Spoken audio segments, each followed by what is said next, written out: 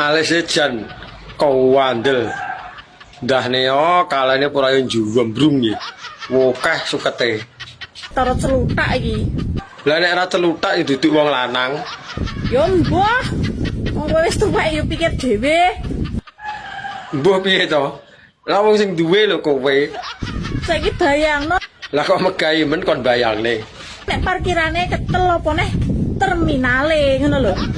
Berarti luwih nemen lho terminale. Kaya alas. Tapi Mas yo ngono aku perawatan. Lah wong barang ndelik lho, dadak anggo perawatan barang. Perawatan apa? Nganggo krim, semprot aroma lavender. Ben apa dadak disemprot barang. Ngentek-ngentek ragat.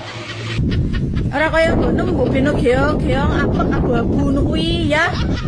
Tara sing apek kuwi lho sing ngangeni. Ngono-ngono ndah mbok goleki, mbok endusi, mbok ambungi. Kan kadang kala Mbok rewangi tukaran karo wong, gelut karo kanca, ngentekno dhuwit, ngentekno bondo. lah kok kurang gayan men ngelabui dalan uyuh direwangi gelut. Prei Macem-macem kowe. sak macem ae to.